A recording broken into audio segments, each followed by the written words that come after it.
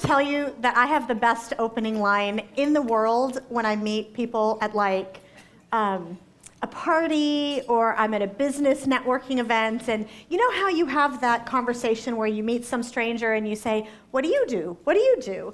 And often I'm at some business event and I hear, I'm talking to a guy and he says, what do you do? And I say, I help women understand men. And I usually get this reaction from these guys that's like this deer in the headlights, right? What are you saying about us? Or here's what I hear as sometimes the next step. We're really not that complicated. Now, here's a question for you. How many of you have heard a guy say that? Come on, how many of you have heard a guy say that? We're really not that complicated, all right? Most of us have heard that. It's not true, okay? It is completely not true. As some of you probably discovered in the question and answer time, probably most of us have been confused in some way. And there's a reason for that.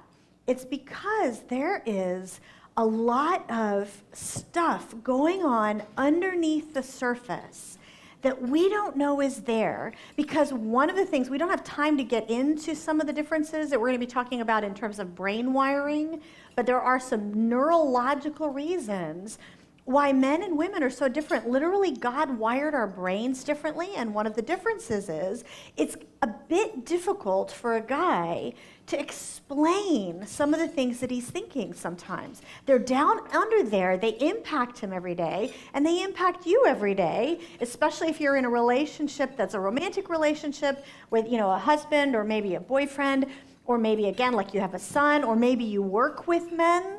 And so it's impacting you every day, but you don't really know what's going on. But here's the problem, is that, that second question we were talking about, that sort of thing of, do you think we women are sort of better at relationships? I think down underneath the surface, a lot of us women kinda, whether we say it out loud or not, because normally we don't call it out in a question that we talk about over lunch, but I think we kind of think we are better at relationships in some ways. And what that means is that by definition, if there's a problem, it's his fault. Okay, that's what that means. And what I've realized over years and years of research, which I'll explain in a second how I got here, but what I've realized is the way that God has wired men to relate is totally legitimate. It's just totally different. And so that we kind of think, you know what? He just has to learn to relate better, right? But what if that's not true? What if the way that God has wired them to relate is completely legitimate, just like the way God has wired us to relate is completely legitimate? I mean, we can all do better or worse at it, but there's different ways that it functions. And so here's what I realized. Really, we come to this conversation as women with all these assumptions about how men are wired and, how they think and what's going on in there. And I don't know about you, but I started being interested in this somewhere around age 11, And so you kind of get these ideas like, boys are so weird. Why did he do that? And whether it's like something that happened on the playground or something that happened in school, and you go, oh, in your little 11 or 12-year-old mind, you go, oh, I bet this is why he did that. And you have an idea or a belief added to your brain. And then something else happens, a couple years later, and you think, oh, I bet this is why he did that. And without realizing it, you're building up all these ideas about how men think. And I'm here to tell you that some of what we're believing is wrong. Some of those assumptions, some of those ideas about how men think are actually not correct. And sometimes, and it's not everything, obviously, but some of these things, it's not just a little wrong, it's a lot wrong. And the problem is that we've built, on top of these ideas and beliefs, we've built these habits in how we relate to husband or a boyfriend or maybe a friend that we kind of got our eye on, like you're not dating yet, but you kind of want to be dating, or your son or a man you're working with. And so we've got these relationship habits, and we've got to kind of deconstruct that and learn some of this stuff new so that we can understand, okay, here's the truth about how guys are wired and build some good habits. One of the things, just let's talk just mostly, we're going to talk in this lunch about personal relationships. But we're going to have a question and answer time. We can get into the workplace. We can get into our sons. We can get into other subjects. But if it's okay, just mostly for lunch, let's specifically talk about the romantic relationship type things. And so let's deconstruct everything. Let's build back some good ideas. I'm not going to be able to go into tons of detail in 30 or 40 minutes, but I'm going to give you enough just to get you started, open your eyes to some things you didn't see before, and it can have some really powerful impacts, because what Jeff and I have found, Jeff, my husband, who has helped me with the research on the next book, which is the book for men only, about how we think, for them, how we think, what we've found is that most of the time, if there are relationship heartaches, it's not because of the big ticket issues. Usually it's not. It's not because necessarily somebody was, sexually abused as a child. That does happen. Those do, but that's not the majority of problems. Most of the time, you've got a husband and a wife, you've got a man and a woman who really care about each other. They really care about each other a lot, and they're trying hard, and they don't realize they're trying hard in the wrong areas, and they're missing each other, or they're hurting each other, and they don't realize it. So that's what we're going to be downloading today, so that you know what it is that will make your man feel cared for, and you can avoid hurting him in ways you never realized. So let me tell you how I got here, real briefly, before we start getting into the actual surprises, because it really does make a difference to know this. Like Kristen said, I started out on Wall Street, and when I moved to Atlanta, which is where I live now, I had a chance to write a couple of novels. And one of my main characters in this novel that I was writing was a man. I actually have the novel over there on the table. And the story kind of revolved around this one male character that I described as he was a good, decent husband and father and a successful businessman. That's kind of the way I framed him. And I will tell you, ladies, you really realize how little you know about how men think until you have to write their thoughts.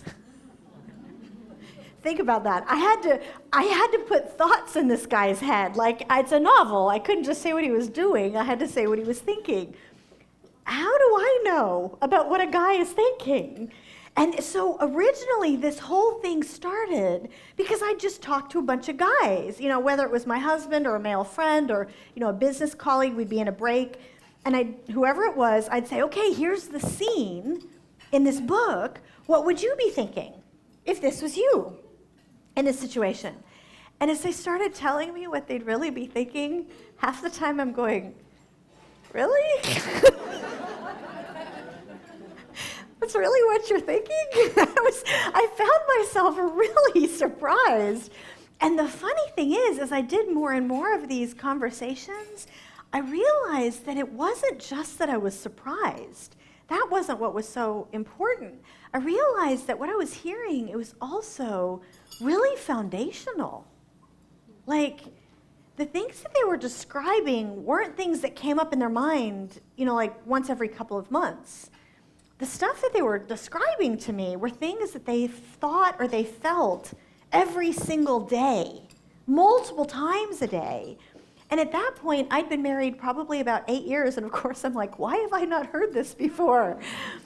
And so I started, this is where the analyst hat goes on, and so it became, I didn't set out originally to become a social researcher. I started writing a novel, but because of this analytical background, suddenly I found myself eventually conducting a massive social research study of men that has now turned into many social research studies. And so what I've done over the last 10 years is I've interviewed and surveyed more than 6,000 men, including 4 nationally representative surveys. And so what I'm bringing you, it's not my opinion. Usually, if it made it into the book, it contradicted my opinion, usually because it was pretty surprising. But it's not my opinion. This is what came out on all of these surveys. And I do need to say, though, by the way, this is important, that I am going to be making generalizations based on what came out on the surveys, but there's always going to be exceptions. I mean, if 75% of men said one way, by definition, 25% didn't, right? So everybody's an individual. The key is for you to learn the men in your life. Is this how he thinks? You know what? I think so. Let me talk to him about it. And well, you know what? He doesn't really seem to fit this. And so you can start that conversation knowing a little bit more and sort of starting a common language. Now, I'm also, just so you know, I'm also going to be referring to a couple of the other studies that I've done. Just as we go, I want you to know what the other studies are. The one that I was just talking about, it was put in the book for women only. This, by the way, is a brand new updated edition. I'm so excited because we learned so much since it first came out. So we just put this out last month. Very exciting. So I'm going to be talking about that study a lot, obviously. But there is a little bit we do need to know about what they think about us, and what they don't know about us. And that's what Jeff and I did, the study of women, which now is close to 6,000 women. I think we're like 5,500 women, because the research is constantly ongoing. So several different surveys of us as women. And then the other thing that I want to check and see who I have in the room to know whether to mention this. Do any of you have teenagers? Okay, somebody laughed like, oh, yeah. Because one of the things that I kind of want to bring in, if it would be helpful to you, is we've done this same studies with teenagers because we learned that so much of this is stuff that, whoa, I wish I'd known this before I got married. Right? And so early on, when they're first developing those ideas and developing those habits, learning it early and having that healthy foundation. So I might, if I have time, I might try to bring in a couple of things for those of you who have teenagers, just so you're aware of what those are.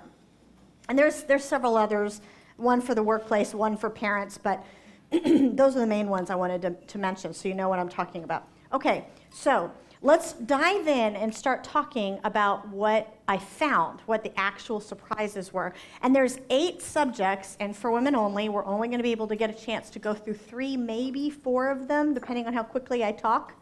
And honestly, get your pen out, write notes on that thing. If you want to capture stuff, because there is going to be some surprises that you want to capture or you're going to lose them, because it is different than what we've heard before. Okay, so first, most important thing is a context overall about just how different men and women are. Rather than any one subject, the first thing you need to know is this big, unseen difference that rises up to the surface in some moments, and we don't know what's going on.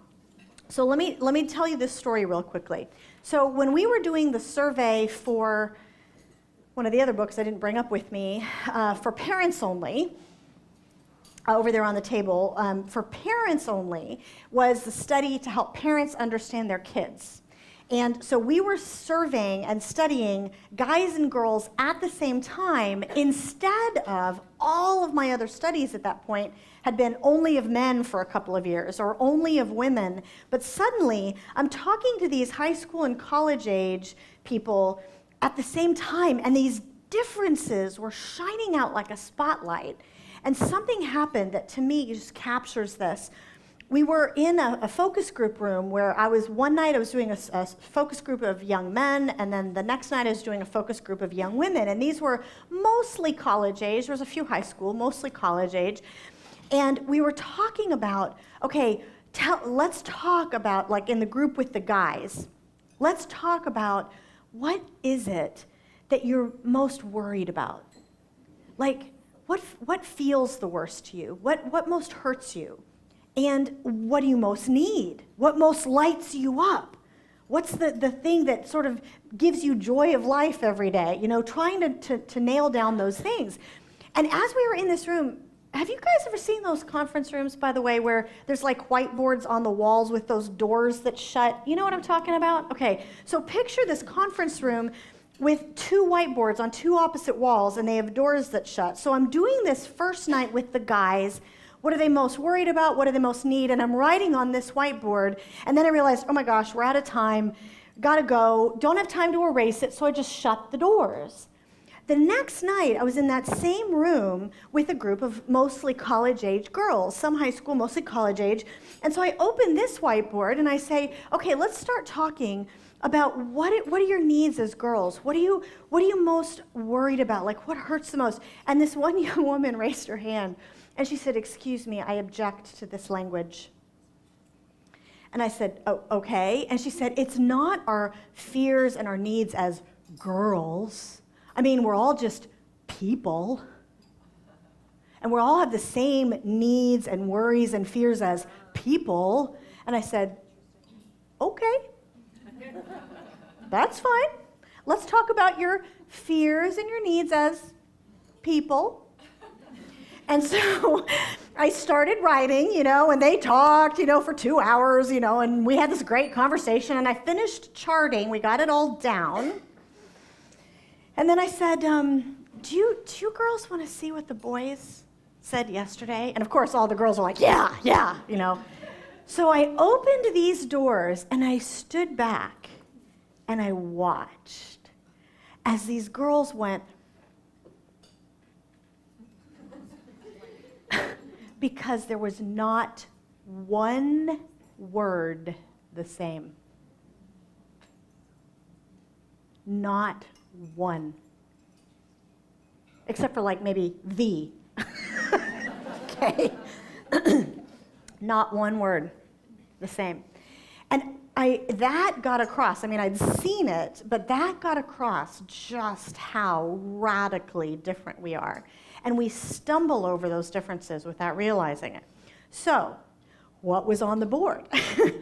So let's talk about the differences between men and women in terms of our primary needs, okay?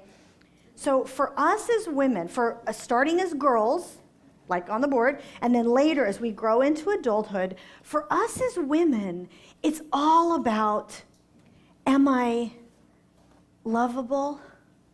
Am I beautiful? Am I special? Am I worthy of being loved for who I am on the inside? And so we need to feel loved and cherished and adored and like this man in our life just absolutely loves us, okay?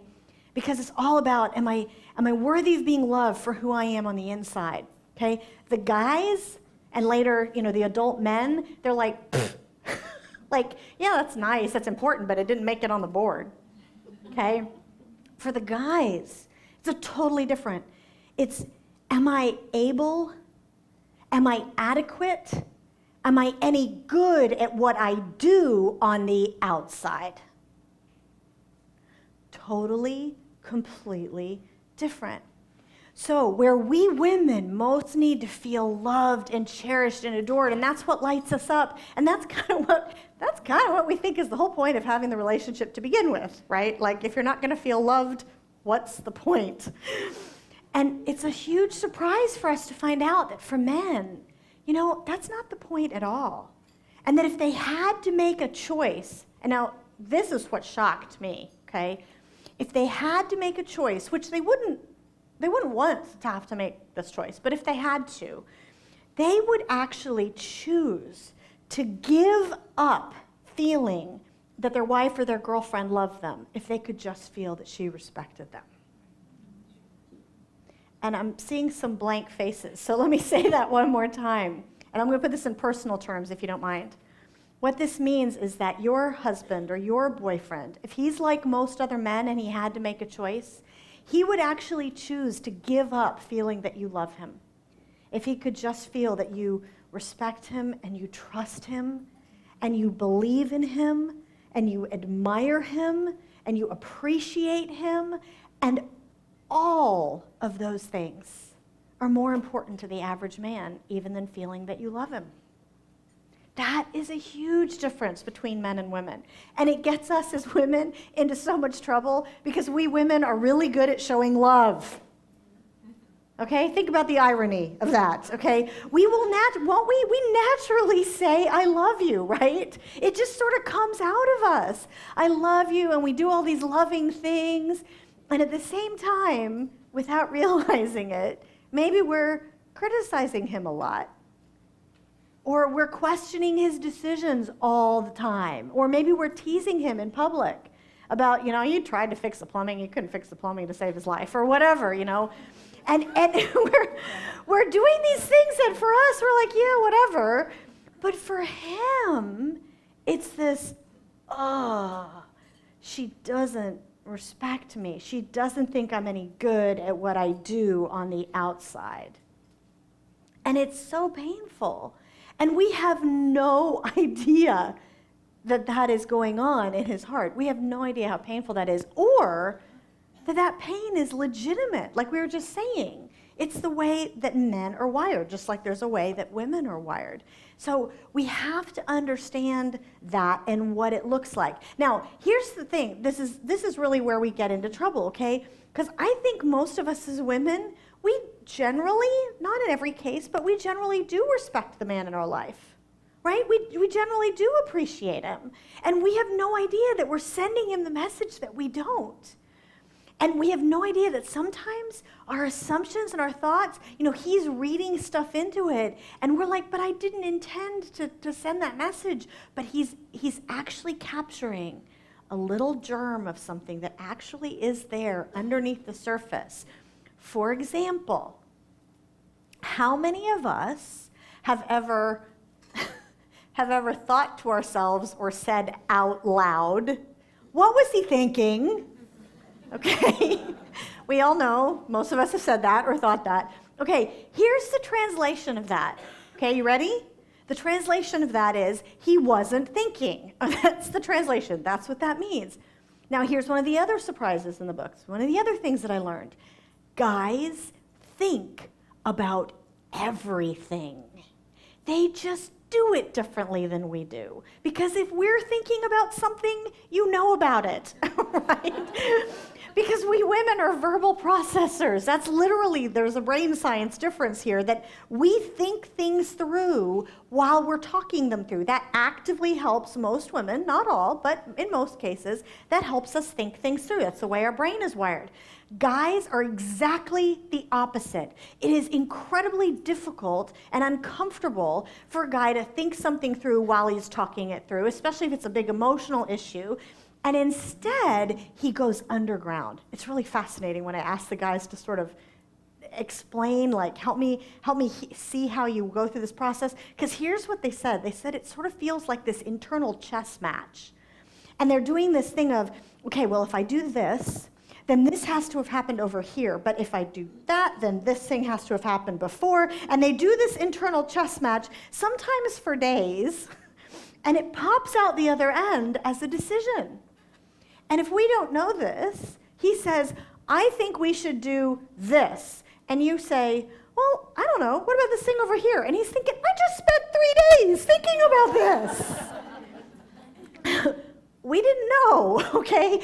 But I realized that sometimes there is actually an assumption underneath, like, what was he thinking? Because that was a really boneheaded move, okay? Now, let's back up a minute before I sort of give an example of this and explain why this bothers them so much. Okay, let's nail this down, because this is another one of the things that I covered in the book that is so difficult for us to realize or believe. I think most of us have a hard time believing this one. It turns out there is a huge difference between how men look on the outside and how they feel about themselves on the inside. See, men look so confident, and we sometimes think, he looks a little too confident in himself. He could be taken down a peg or two. Okay? And on the inside, what I heard from almost every guy I talked to was totally different. On the inside, here's the internal feeling of a man. All day, every day. This is literally running, as one guy said, this is running through my veins. I'm never without it. The way they described it is this internal feeling of, I want to tackle a challenge.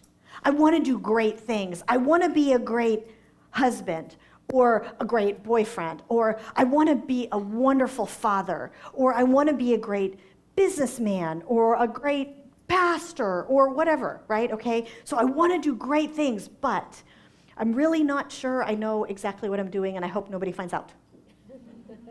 And what happens is, underneath the surface, there's this enormous self-doubt and this enormous vulnerability that we don't even know is there. And it's like a raw nerve, and you can hit that nerve without having any idea that that's what you're doing. And certainly without, in most of the cases, without intending to. So here's an example of one of the things that will hit that nerve. For example, when one man said, anytime, and he sort of gave me a rule. This kind of cracked me up. He said, anytime a woman starts a sentence with, why did you, ... you know, why did you make this decision? Why did we do it this way? If you're in a business meeting, why did you choose that pricing, Bob? He may be answering you just normally. On the inside, it's like, oh, she doesn't think that I know what I'm doing. And the reason is because they think they're not sure they know what they're doing. Because remember, we think male ego, and we don't realize, no, there is no male ego. What it is male self-doubt underneath the surface, and it's being triggered, and it hurts. Remember the whiteboards? The deepest heart cry of a man is, am I able? Am I adequate? I want to be good at what I do on the outside, but am I? If the heart cry of a woman is, am I lovable? The heart cry of a man is, do I measure up? And he's looking to the people around him, especially you, for the answer to that question. And that is where we can be sending a signal that, no, you don't measure up. And we have no intention of sending it. And it's so important for us to realize, you know what? It's not that they have this inflated view of themselves and we're just bringing them down to ground level. No. It's underneath the surface. They're starting below ground level. And if that's true, what an incredible opportunity we have to look for every opportunity to build them up. Because that has this incredible power. So sometimes the things that bother them or that hit that nerve or that trigger that insecurity or that self-doubt under the surface, to us, we would never have seen it that way. Okay, like the why did you question. So here's an example of this, and this is also an example of that thinking things through thing, you know, the what was he thinking. So Jeff and I, silly little example, but we were at some friends' home group not that long ago. And these friends had a home group where they decided to go through our books, and they had all these young kids in the home group, and you know, kind of ages 9 and under, including little babies. And they said, you know, we're having issues. We just need a little bit of shoring up in our marriages, and can you just come and just share with us? And we said, of course. You know, you guys are really good friends, of course. So we were sitting there that night with them, and it was really interesting. I shared this example of the why did you, and I heard over my shoulder, I heard the husband go, and I looked sideways. Sorry, my microphone is, sounds like my microphone may be going out. Hold on just a second, because I don't want that to get distracting. Okay, let's see if that'll work. So anyway, so I heard him give this kind of grunt, and I looked sideways quickly enough that I saw him and his wife lock eyes, you know, and she was going, and he was like, you know, and I'm like, okay, clearly there's an example here. Would you like to share with the class? and they kind of looked at us, they're like, oh, well, okay, something happened last night. We were at, you know, didn't like each other very much last night because there was something going on. And I said, so what was the example? What happened? And he said, well, and they told this story. So it turns out that she had gone out with some girlfriends for dinner, and they have these 3 little kids. She had come home after her dinner out and looked in the fridge and said, hey, honey, you know, why did you give the kids juice instead of milk at dinner? And he said, and I got upset, she got defensive, and it just escalated, and I had just finished telling the group that one of the ways to address this, instead of why did you, because if you have to ask why, you have to ask why, right? So I've asked a lot of men, what do you say instead? And this one man looked at me like the answer was so obvious, like I had 2 heads or something, and he said, How different would it be if you just said, I know you must have had a reason. Can you help me understand what it is? Okay. And I went, okay, good idea. It's not saying you idiot, you're a bonehead. It's I'm not there yet. Help me understand. So here we are in the home group, and they just explained this. Wife had said, why did you give the kids juice instead of milk at dinner? So I said, okay. So turned to the husband, and I said, okay, James, so help me understand. So what was the thinking?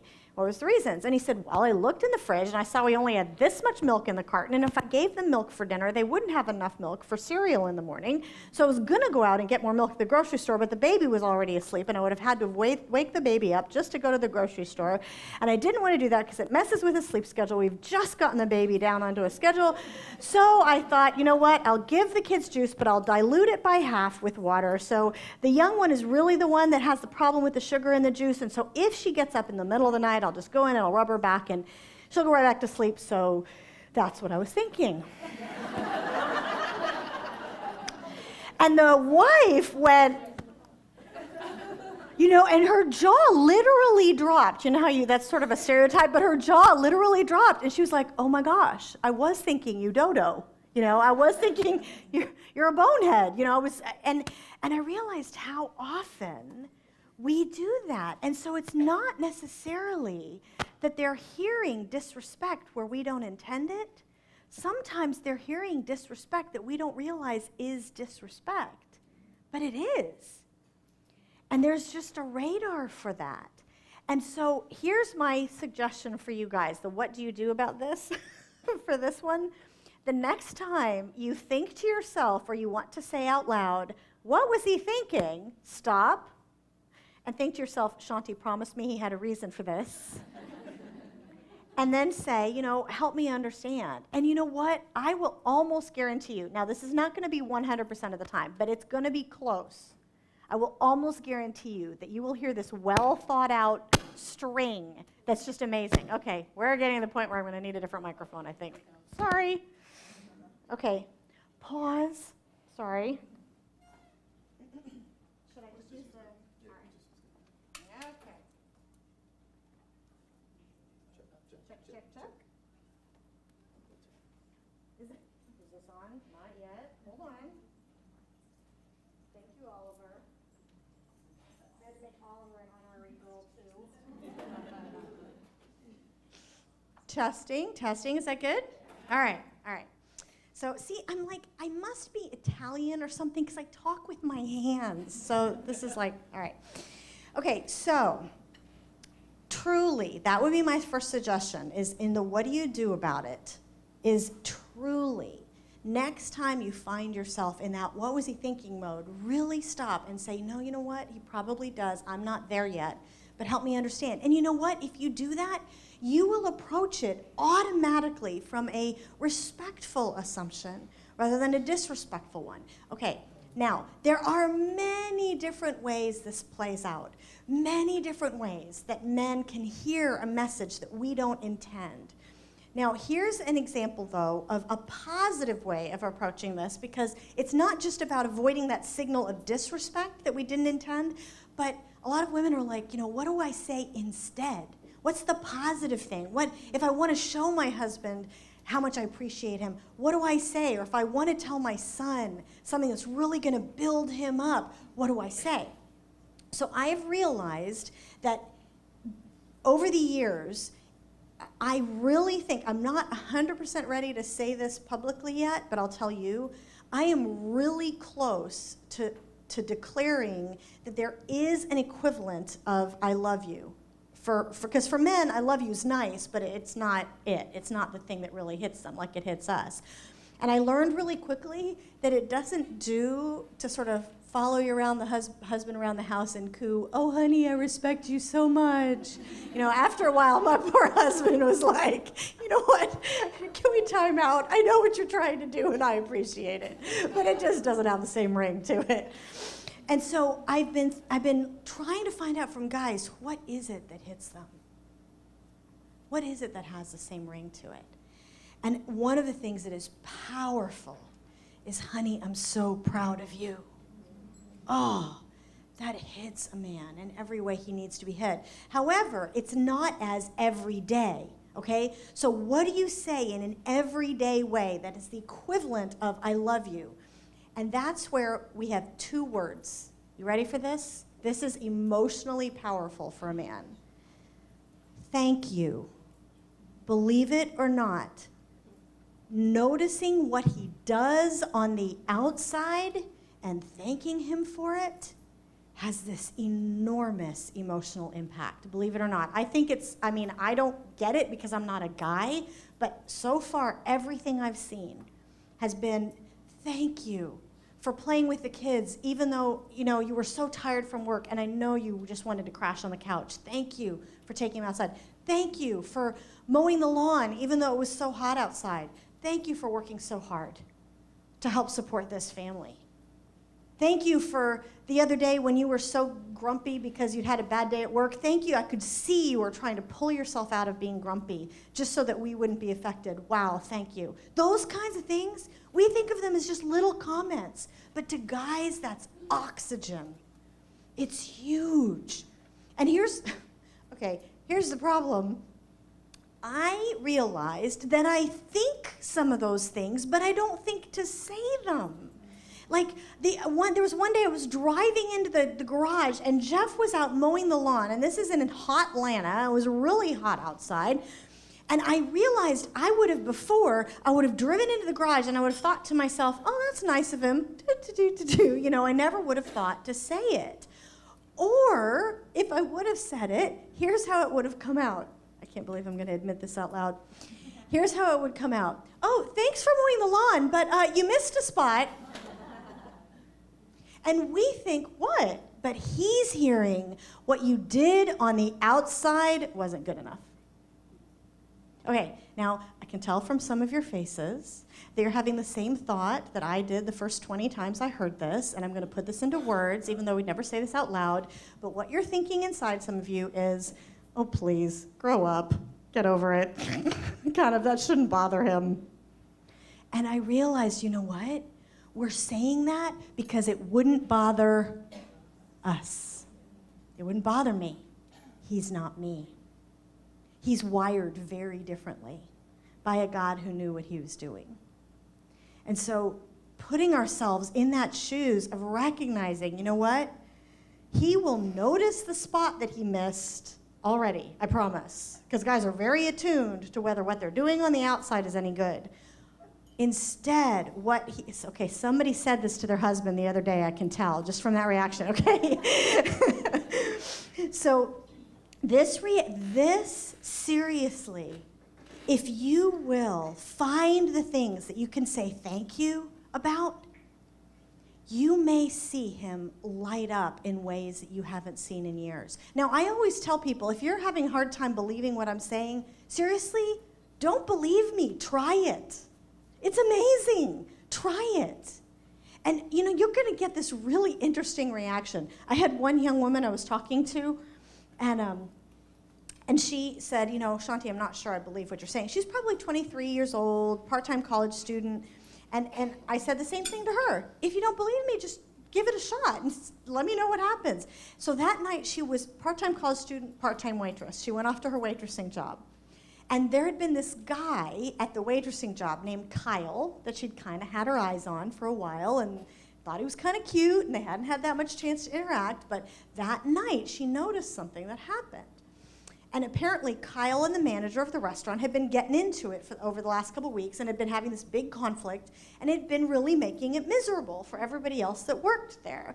And that night, she watched across the room as the manager came over to Kyle and started trying to get into it with him again. And Kyle just refused. He said, you know what? This is making it miserable for everybody. I'm not going to do this with you, man. Let's take it offline. We can talk about it later. This is not the place to talk about it. And he walked away. So this young woman I had been talking to went up to Kyle a couple minutes later, and she said, I noticed what you did. I noticed what happened. He was trying to provoke you, and you wouldn't let him. You were protecting us. Thank you. You were a man of honor. Thank you. And she walked away. She said later, Shaunti, he followed me around all night.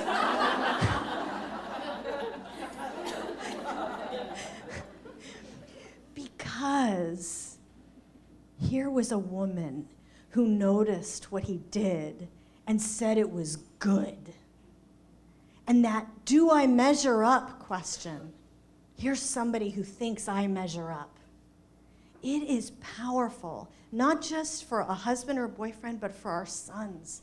As they're forming this identity, it is so important, so important. We can get to that during questions and answers, which we need to stop and actually get to questions. But let me mention one thing at the very end, the very last surprise, real quickly. Because the very last surprise that we got on the survey was just, it stunned me. It made me almost cry. Because I gave the men a blank space. And I said, we've had all these multiple choice questions. What's the one most important thing you wish your wife or a girlfriend, that you wish that she knew, but you feel you can't explain to her or tell her? And I thought it would be a chance for the men to vent or, say all these different things. And instead, when I got the surveys back, the survey spreadsheets back with these hundreds of responses, I almost started crying. Because the top response by far, when they could say anything, the one most important thing I wish my wife knew is how much I love her. And I realized our guys really do have this goodwill towards us. They do care about us so much, just like we care about them. It's just sometimes we're missing each other. And it's really a great opportunity to have that goodwill back and learn some of this stuff. Because have you been getting a sense as I've been talking just how much power God has put in our hands as women? Have you been getting that? To either build them up or to tear them down? Final quote before we do questions here. I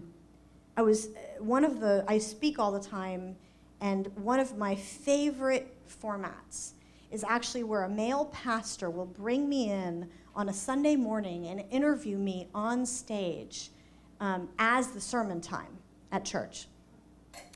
And because both men and women hear this stuff at the same time, and it's really, really helpful. So this one pastor was doing this, and he is this man that I have so much respect for. He pastors this giant church, and he's on TV a lot. He's written all these books, and his congregation just really appreciates him. And he said something at the end of our time together that just took my breath away. We had been talking about this how much I love her thing. And at the end, he concluded, he stood up on stage in front of this massive auditorium that fits several thousand people at once. And he said, I know you think you've got a good pastor. I know you think that. You don't. You've got a great pastor's wife. That's how men feel about us. So let's just take that as truly recognizing, sorry, Spider-Man reference, with great power comes great responsibility.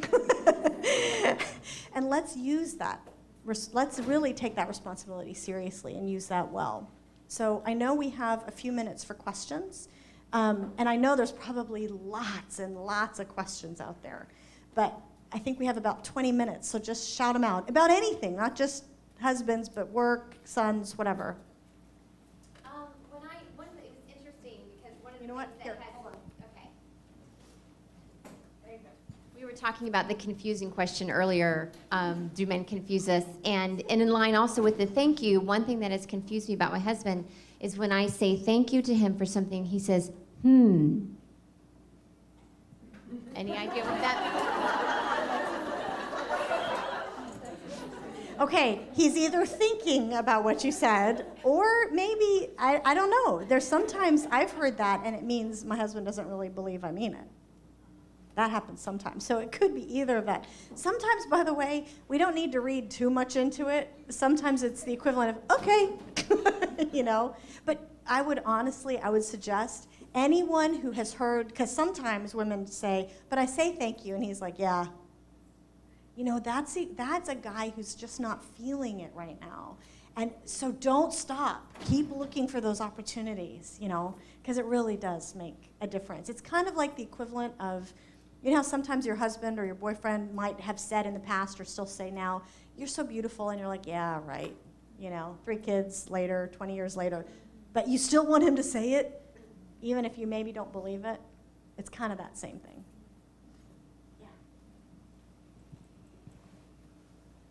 We have another microphone? Yeah, oh, we do. How would you suggest that we share this, you know, the thank you and the we believe in you to our sons? I have a 19-year-old who says, I know you love me, Mom. I know you think I'm the greatest, but I'm not. And he just is kind of like, you're mom, you're supposed to say that. Yeah, the boys do that, don't they? Okay, so I have one of each, by the way, boy and a girl. That's my own little guinea pigs right there. So the how do we do this with our sons? I will tell you that one of the things that I've seen, not so much with my own little boy yet because he's only 10, but I've seen with all of the guys that I've been researching with in their teens and early 20s especially, is that this sense of, do I measure up? Am I able? Am I any good? And feeling like they're not, is often triggered more by what we're trusting them with or not trusting them with than what we say. Does that make sense? So, like, here's an example. Let me just share an example as one way of solving it, because it can be scary to actually not just say, I'm proud of you, but actually to do the stuff that shows you kind of mean it, okay? Like, I was talking to one woman at an event. This was right before I was going to be writing and researching for Parents Only, which had a section on, moms with sons and dads with daughters. And this one mom said she'd been having this big clash with her teenage son, who I think was like 16 or 17, and he had been running his own lawn mowing business in the off hours to make money, and mostly for their friends, right? That's who he'd been cutting the lawns, and she was getting all these calls from her friends saying he didn't do it right, and because he's a teenage boy, he wasn't necessarily being the most careful person in the world. And so she was trying to get on him, and he was getting frustrated, and suddenly they'd had this fantastic relationship for years, but now they were just not having a good time as in their relationship. And she said, what do I do? And so we came up with a solution. We talked about it. We brainstormed. Like, okay, if it's true that he most needs this, what do you do instead? And so I said, let's try this. You try this and let me know how it works. And so here's what she decided to do. She basically called her friends and said, here's his cell phone number. If there's a problem with it, you talk to him. Leave me out of it. You talk to him, and if he doesn't do the job to your satisfaction, fire him and hire somebody else. And take yourself out of it completely. Let him handle it. She told her son she was going to do that, and instead of getting upset, he was like, oh, thank you. Isn't that interesting? Like, you're going to trust me with this. And it didn't mean that everything went hunky-dory perfect. I mean, there were several people who he just didn't do it quite right, and they moved on to others. But apparently their relationship dramatically improved. And it was an example of kind of taking the hands off, as hard as that is, and actually proving, I'm going to trust you. I believe in you. I believe you can do it. You're going to make mistakes, but I believe ultimately you can do this. You're going to grow into a man. So that matters more. That's a long way of answering it. But what we choose to do sometimes matters more to teenagers than what we say. Okay, more questions? I work in an office with a lot of men, and often we'll be in a meeting situation, and I'll be asked my opinion or what I think about a solution to a problem, and I will give them my opinion or the solution, and they'll say, well, what are the facts to back it up? And often it's a feeling or an intuition, and they just look at me like, how could you come up with something that didn't have solid facts? So how do you address that? Okay. Well, it's interesting. One of the things, when I do corporate events, I do a lot of corporate events, and it's interesting that one of the things that is actually a strength of women that men don't realize, because again, this is literally, there's some brain wiring differences, is that let me explain this briefly, the superhighway between the left and the right hemispheres of the brain, the corpus callosum, a woman has a lot of connections and different types of connections than with men. And so that allows us to do things like read body language at a much, much earlier level than what men can read body language. And this is all in general, obviously. There's some people who are going to be flipped, but there's some things that to us, we say, I just know, or it's just intuition, and it's not actually. There's something that we have perceived that is different than what they have perceived. And so it's a matter of attuning ourselves to be aware of what is it that's causing me to think this. Like, here's an example, okay? Do you mind? Because if you can put this in those words, then they'll go, oh, okay? So this is one of the things that I would hear all the time from my corporate and interviews with guys is men were often very eager to prove their female cred. You know, like, really, I respect women, really.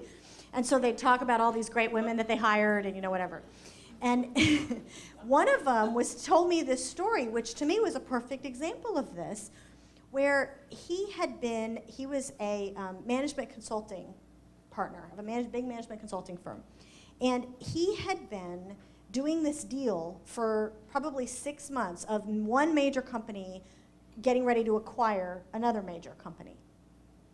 And he had a female associate who was probably only, I think he was in his 50s, and I think, if I'm understanding correctly, she was only like 30 or early 30s, quite young for that kind of a firm. And they were in these meetings, and unbeknownst to him, there was something going on. She just knew. And she didn't talk about it because she knew she couldn't explain it, but she just knew that these people were having reservations about doing this deal. And so one day in the middle of the meeting, in one of these other meetings, she stops the conversation. And she says, you know what, I just, this is with the clients. And she stops the conversation and she says to these people across the table, Jack, can I just pause here and ask you a question? Are you guys having some reservations about doing this deal? And the man that I was talking to later was like, what are you doing? He was like, what is this person doing?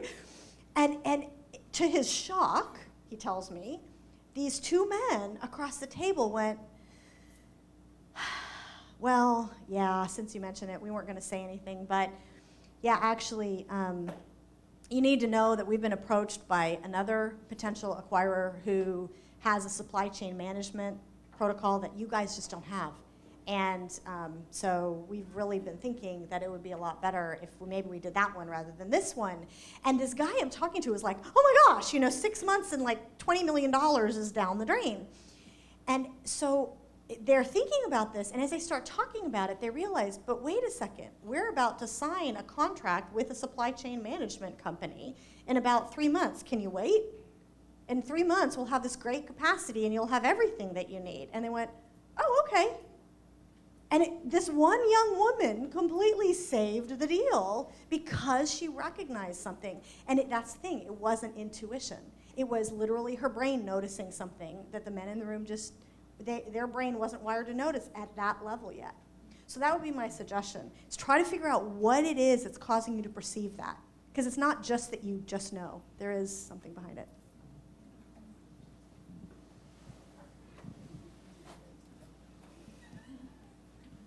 Well, my husband and I agree in doing something with my children, too.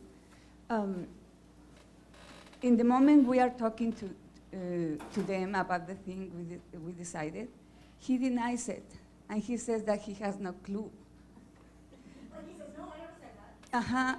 And if we agree in sign one of them to do sport or a class, he said to them, your mother shouldn't be doing this when we agreed to do it.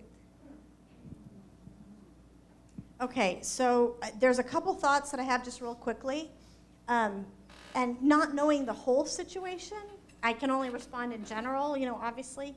The one thing that strikes me as very likely, not maybe for sure, but is that he felt talked into it and it wasn't something that he actually agreed with from the beginning. That's possible. It may not be what's going on, but that is possible. Because I don't know if you women have noticed, but we can talk people into things pretty good. and it doesn't necessarily mean that it's been internalized by them, right? So that's one thing to just find out. You know, maybe it's some other non-emotional time. Just, you know, can we talk about this for a second? Because sometimes I feel like we've agreed to something, but then you say, no, we didn't, so maybe you felt like I was talking you into it. One of the things that might help that, by the way, if that turns out to be what is going on, is that, you know how I said guys think about everything? But they actually need more time to think it through than we do. You guys have probably seen this, but literally the brain, in the male brain, they're designed to process one thing deeply at a time. I know that's a shock to everybody in the room, but one thing deeply at a time. And when I say physical brain structure, there is a physical brain structure reason for this because of the amount of gray matter that they have in their brain. But because they're processing one thing deeply, they need to go through that whole thing, that chess match. Then they can move on to the next thing. And if they feel like they're being pushed for a decision before they've had the chance to do that, that's when you get this like uncertainness or going back on things, or I was never fully invested in that. And so it's possible, I don't know, it's possible that maybe is like, okay, instead of deciding we're going to do this and decide now, let's talk about whether we do this and let's let you think about it. Do you want time to process it? Maybe we can decide on Thursday? And then see if that makes a difference. Because if it's a pattern, there's something going on. That may be something to try.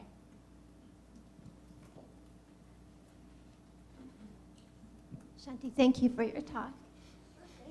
I have a question that might be off topic a little bit, but it's about body image and the difference between men and women. And is there really one? I've heard women look in the mirror and they're just like, this is not good. And guys look in the mirror and they're like, no matter how bad it is, they're like, I'm good. And are men as sensitive about comments about their appearance as we are? So I love that. Have you guys seen the cartoon? There's this one cartoon where there's a woman and a man both looking in the mirror, and the woman has this like total cute bikini body, and what she sees in the mirror is this big fat lady with like sagging thighs, and the guy is kind of like has a belly beer, beer belly, and he looks in the mirror and sees what he's seeing. And you know what? There's a little something to that because men aren't as hard on themselves as women are. Because remember, one of the insecurities that women have is, am I beautiful? That's one of the female insecurities. That's not the same for guys. They really don't have that. What they do have, and this is a subject we didn't get to, which is the whole sex subject, but what men do have is, am I desirable? Does she desire me? And that's really more the issue. So sometimes the physical appearance will play into that feeling that I am or I am not desirable. But that's really more what the question is in their mind. Does that make sense? Okay. Another person back there. And who else has questions? Because I'm going back to this part of the room. And I don't want to, if somebody else has a question, I'm not seeing any other hands. I just want to piggyback on what she just said. Men who, I'll just say my husband. If I'm all dressed up and, waiting for a compliment, and I don't get it, I go, well, just kind of helping him along, And, he might say, I love you. You look nice. But he doesn't say it. And then I hear it from other people, and I'll come home and go, but Bob said it, and Jean said it, and why aren't you saying it? Okay, I have to tell you, this is one of the subjects in for men only, to help them understand us, because here's what's going on.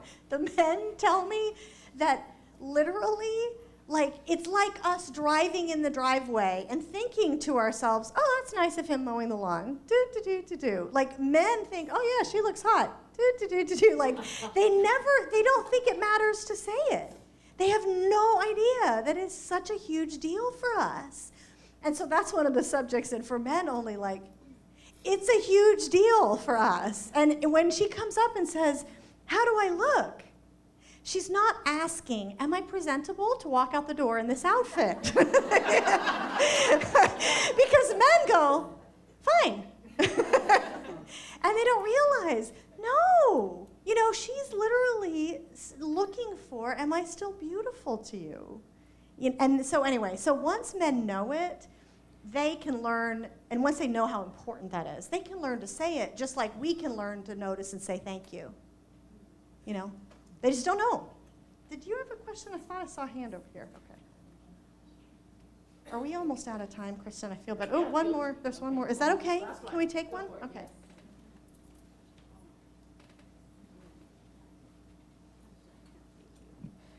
So I haven't been married yet for a year, so I'm definitely on a learning curve. But my husband is more introverted than I am. And a lot of things that you're talking about of how he needs to think through things, like I totally see that. So I guess my question is, when we have conflicts, what happens a lot of times is he tends to shut down for a while I'm twiddling my thumbs like, are we gonna resolve this or what? And so I guess my question is, what's the best approach to him to kind of help him come out of that without being impatient? Yeah. You might not have heard that, but Tiffany said, you're never off the learning curve, just so you know. Okay, so you know what? My husband is like that too. And honestly, this is one of those things that once you can figure out a good pattern for what I'm about to say, it really changes a lot. Because there's two competing dynamics going on. There is his need for processing time, and there's our need for what we call for men only, because we explain the reverse of this to the men. It's like we have a computer with a window open, and it keeps popping up, and it's like, is this going to happen? Are we going to do this? What's happening? And we're trying to click the little X and make it go away, and it keeps popping back up. My husband says, it's like your system is infected with spyware or something. But so we have two competing needs, because we need to close the window and to figure out what's going on, and are we okay, or whatever. And he needs the processing time. So what a lot of couples, they kind of work out their own process for this, but honestly, something as simple as, okay, honey, when it's like a technical thing, how much time are you gonna need? You're like, can you, for example, if it's overnight, one of the things, by the way, just as a quick aside, neurologically, the same signal that in a female brain, because our brains are all have tons of these connections and everything's all worked up together, the same signal that in our brain can pass instantaneously of a thought and a feeling and talking about it, in a man, because they're designed to do this one thing deeply, much more deeply, that same signal can take 7 hours to pass. So which is why you can have an argument over dinner. What are you thinking? I don't know what I'm thinking. How can you not know what you're thinking? Okay. But then the next morning he can talk about it. That's the reason for that, okay? So sometimes if it's a technical thing, it's just knowing, can we talk about this tomorrow morning? Do you think you'll be able to? And deciding yes or no. Yes, we'll talk about it. For something that's an emotional thing or a big like household project or something he feels like he needs to do this chess match for a couple of days, it's more like, when do you think you might want to talk about this? And coming up with a day. And I've actually had a lot of guys say, look, give me to, like, let's just say it's Tuesday. Give me to Thursday, and then don't bug me. Like, I am thinking about it. I know it looks like I'm sitting on the couch watching ESPN, but I am thinking about it, And truly, and trusting. And the guy's like, and trusting me that I am actually thinking about it. So that may help. I hope that is that is useful. Biola University offers a variety of biblically centered degree programs, ranging from business to ministry to the arts and sciences. Visit biola.edu to find out how Biola could make a difference in your life.